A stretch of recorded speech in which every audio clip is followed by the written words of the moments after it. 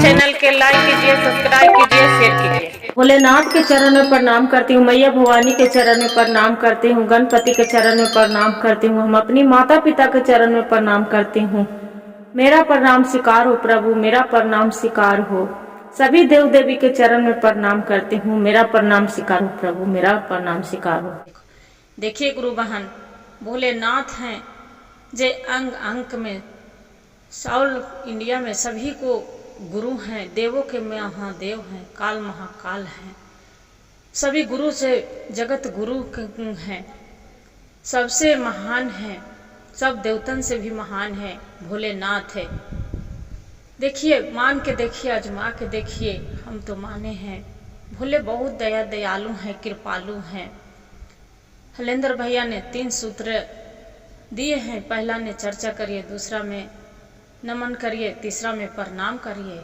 108 है। जिसका जाप नहीं करने आते हैं, माला नहीं अंगुरी के गांठ पर करिए, रुद्राक्ष के माला पर करिए, नमः शिवाय के जाप करिए।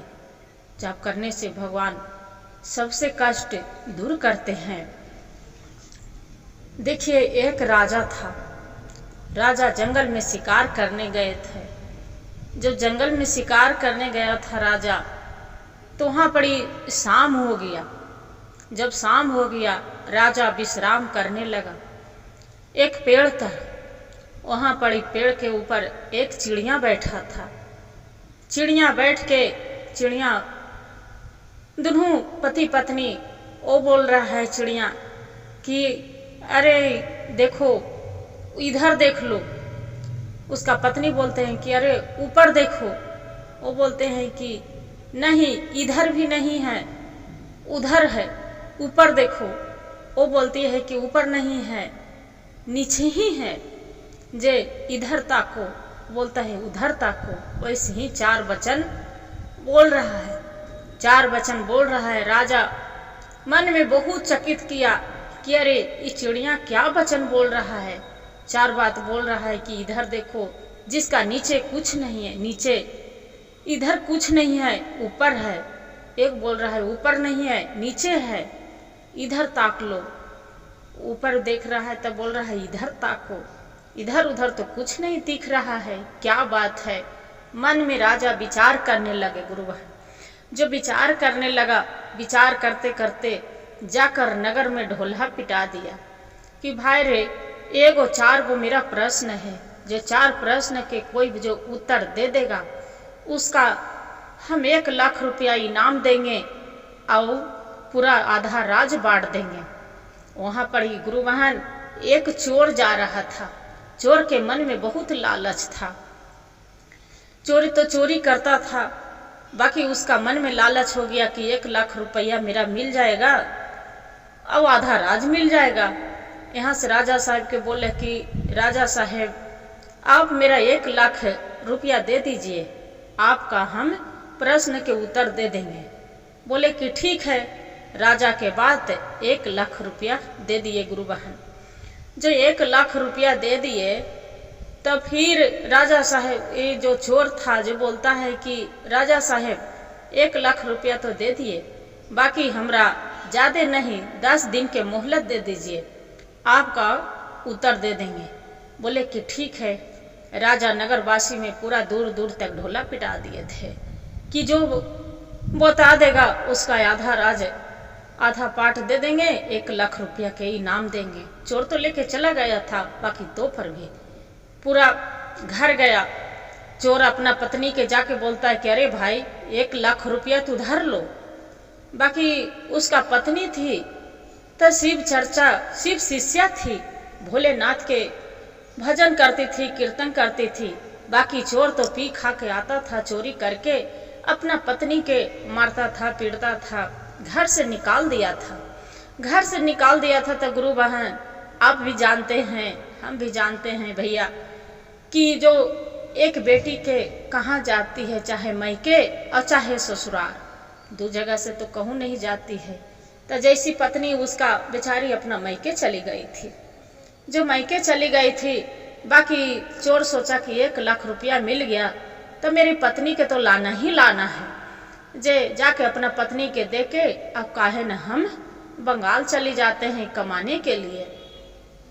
जाके पत्नी के बोलता है चोर कि अरे भाई लो, आप बोलते थे कि नहीं कमाता है, खाली रात दिन चोरी करता है, देखो 1 लाख रुपया लेके आ गए हैं। ये राजा तो अथी इनाम रखा था कि जो कोई 4 प्रश्न के उत्तर दे देगा उसका 1 लाख रुपया देंगे, अब आधा राज आधा पाट दे देंगे।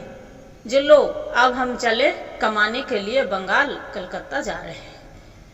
उसका पत्नी बोलते हैं कि अच्छा ये तो बताइए, आप राजा साहब से तो आप दागा कर लिए, 1 लाख रुपया ले लिए हैं, बाकी राजा साहब के आप जवाब नहीं दीजिएगा तब राजा साहब आपको मारेंगे, पीटेंगे, जेल भेज देंगे। वो बोलता है, जो चोर था तब बोलता है कि अरे भाई आपको हम 1 लाख रुपया दे रहे हैं, हम तो भाग जाएंगे, तो मेरे कैसे राजा साहब मारेंगे पीटेंगे, आपको ना पकड़ेंगे, आप देखेंगे तो आप पकड़ेंगे। बोले कि ठीक है। उसका पत्नी बोलते हैं कि एक काम करिए, चलिए राजा के साथ राजा के दरबार चलिए, वो जाके उत्तर हम दे देंगे राजा साहब के। बोले कि आप दे देंगे? तो कि हाँ। तो देखो मेरे बीच में नहीं लाना, काहे कि 1 लाख रुपया आपको हाथ में हम पकड़ा दिए हैं, बाकी मेरा हाथ बीच में नहीं लाना, आप मार खाइएगा, गारी खाइएगा, जूता खाइएगा, तुम खाना, बाकी हम नहीं खाएंगे।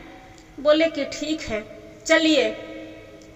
वहां से चोर के पत्नी और चोर दोनों चलने लगे। चलते चलते गुरु महान देखिए भोले नाथ की कृपा कि चलते चलते वहां बोले कि अरे यहाँ देखिए एक यहाँ महात्मा रहते हैं, साधु बाबा, वो तपसी बहुत हैं, वो तपसी हैं, तो पहले वो बाबा से हम मिल लेंगे, तपसी बाबा से, तब चलेंगे राजा के दरबार, न तो नहीं जाएंगे।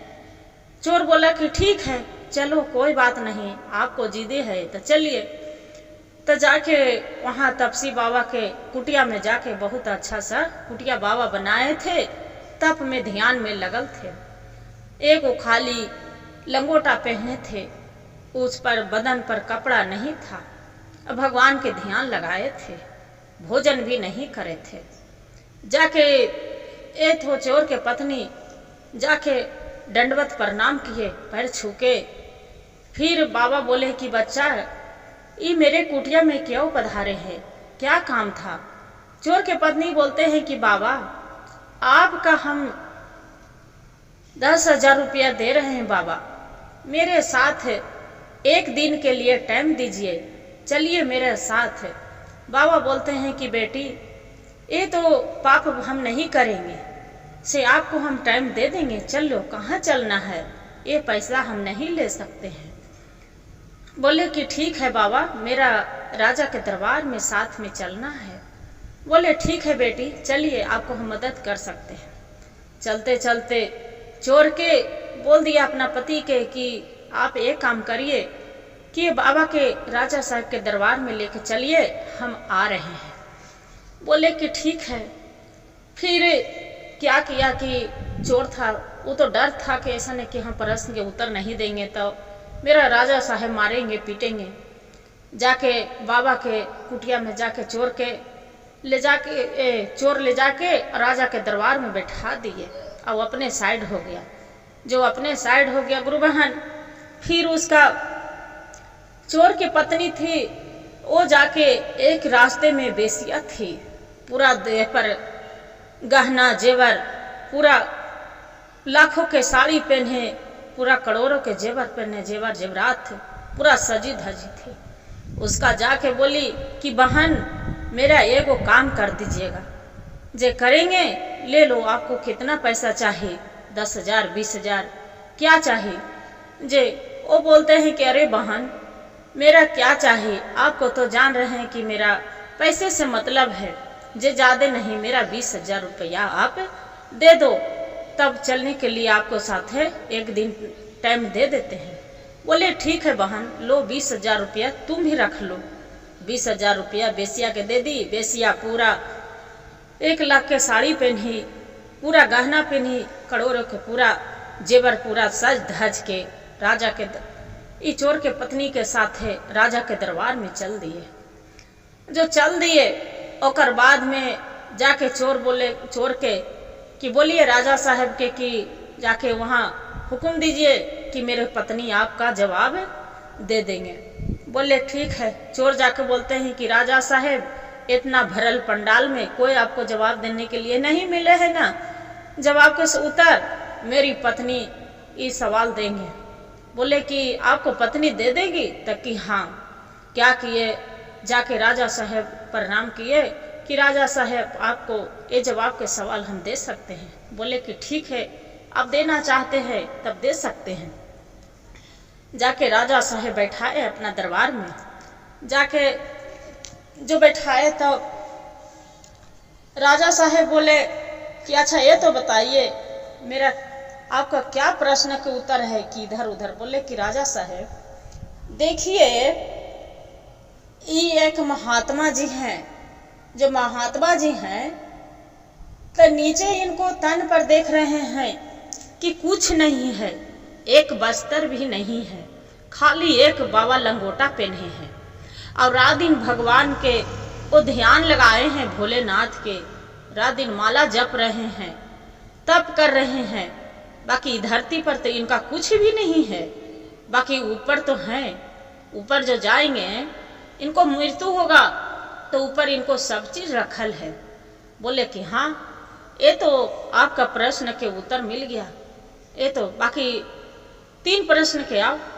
बोले कि राजा साहब अब देखिए नीचे के बात है, आप देखिए कि ये हैं वो एक बेसिया बैठी है, यहाँ वो कितना गलत काम करती है, बाकी उसका तन पर देख रहे हैं कि करोड़ों जेवरात पहनी है, पूरा देख रहे हैं कि लाखों के साड़ी पहने हैं, बाकी जो पाप किए हैं तो बाकी नीचे ही तक है, इतना ही तक उसका है, ऊपर उसका धर्म के नहीं जा रहा है, कुछ भी नहीं ऊपर के उसका आशा जो है जे नीचे ही तक है।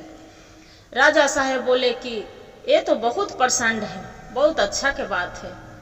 फिर बोले कि और 2 उत्तर के जवाब आओ दो इधर वाला। बोले कि देखिए राजा साहब तीसरा में मेरे पति है कि रात दिन चोरी चमारी करता है, उन्हें वो मारता है, उन्हें वो मारता है, रोज वो गाली देता है, उन्हें वो बात कहता है। हम भी साथ साथ बोलते हैं, बात कहते हैं, गाली देते हैं, हम भी बोलते हैं, समझाते हैं कि चोरी मत करिए।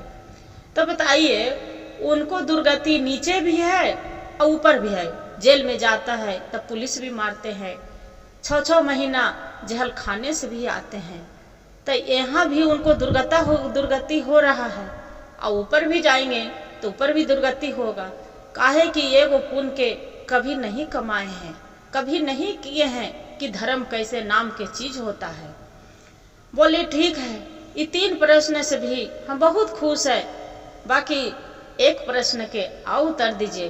बोले राजा साहब आप हैं कि देखिए इतना भारी पंडाल लगाए हैं, ये प्रश्न पूछने के लिए कि आपको समझ में नहीं आ रहे हैं। तो देखिए राजा साहब आप भूखा के अन्न दे रहे हैं, प्यासा के पानी दे रहे हैं, सब पूरा सबको प्रजा लोग के देख रहे हैं, यहाँ भी पुण्य कर रहे हैं, भगवान के 1 लोटा जाके जल चढ़ा रहे हैं भोले बाबे के, यहाँ भी पुण्य कमा रहे हैं और सबको जितना प्रजा भूखा के अन्न प्यासा के पानी दे रहे हैं, यहाँ भी पुण्य कमा रहे हैं राजा साहब, और ऊपर के भी पुण्य कमा रहे हैं, धर्म कमा रहे हैं, जे इससे बढ़ के पुण्य क्या होगा। राजा साहब बोलते हैं कि ये तो बहुत अच्छा प्रश्न है जी, कितना सुंदर प्रश्न है जी, आपसे हम बहुत खुश है जे ये आप प्रश्न कैसे सीखे, इतना ज्ञान बुद्धि कहाँ है। वो बोलती है चोर के पत्नी की राजा साहब हम इन्हीं के पत्नी है, बाकी इन्हीं के साथ में रहते थे, बाकी ये रात दिन चोरी करके लाते थे, बाकी हम अपना पति के समझा के थक गए कि आप किसी को चोरी मत करिए, डकैती मत करिए, बहुत तरफ से रुपया पैसा आता है, घाम पसीना के कमाई होता है, बाकी मेरे पति दारू ताड़ी आके पी खा करके अब मेरे पास मार पीट के घर से निकाल दिए, तो हम अपना मैके चल गए।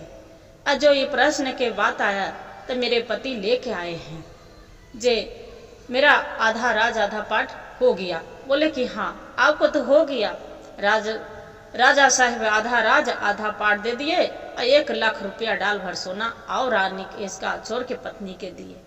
जब चोर के पत्नी के दिए, बोलते हैं कि राजा साहब मेरा कुछ नहीं चाहिए, कुछ नहीं चाहिए, जे हम एक ही चीज के मेरा मन में बहुत ललसा है, वो मेरा ललसा पूरा कर दीजिए। राजा साहब बोलते हैं कि क्या आपका ललसा है, बोलिए, वो जरूर पूरा होगा। क्या चाहिए आपको? धन दौलत सोना चांदी हीरा मोती क्या चाहिए? बोले नहीं राजा साहब मेरा कुछ नहीं चाहिए, बाकी हाँ बहुत भारी सा एक भगवान के भोलेनाथ के पंडाल लगाइए और वहाँ बहुत धूमधाम से नगर नगर के वासी लोग के सब बोल दीजिए कि हाँ बहुत अच्छा शिव चर्चा और भजन होगा। बोलिए कि ठीक है। राजा के बात गुरु बहन पूरा प्रजा लोग के सबको नगर में ढोला पिटा दिए दाई दासी को कहकर, और वहाँ बहुत बड़ा सा पंडाल लग गया। अब पूरा वहाँ गान बजान होने लगा। चोर के पत्नी बहुत भारी शिव चर्चा कराए, सब पूरा धूमधाम से शिव चर्चा हुआ। वहाँ सबको ज्ञान मिले, बुद्धि मिले। जब मिले तब शिव चर्चा हो गया, भजन हो गया, कीर्तन हो गया, शाम हो गया, आरती हो गया।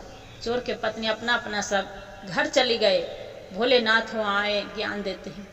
तो चोर जो आपके पत्नी जो अपना घर में आ रहे हैं तो देखते हैं कि उसका घर में एगो दलिद्रा पूरा काली कलौठी घर से निकल आ रहे हैं, किसी को नहीं दिख रहा है। बाकी चोर के पत्नी काहे कि धर्मी थी, उसका दिख रहा है। बोलते हैं कि बहन मेरे घर से तू क्यों निकली है, जे तू मेरे घर में क्या कर रही थी, क्या करने के लिए घुसी थी?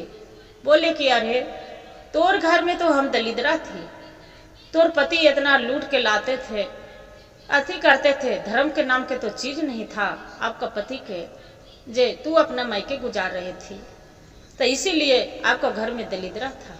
वो तो चली गए, जे आज शिव चर्चा हुआ, भगवान के भजन हुआ, कीर्तन हुआ, आप करवाए धूमधाम से। मेरा अब यहाँ कोई जगह नहीं है, इसलिए घर से दूर जा रहे हैं। फिर अपना घर में जैसी दरवाजे पर घुस रहे हैं, जैसी सुंदर सा साड़ी पहन ले, खूबसूरत एक लड़की वो अंदर घर में बैठी है।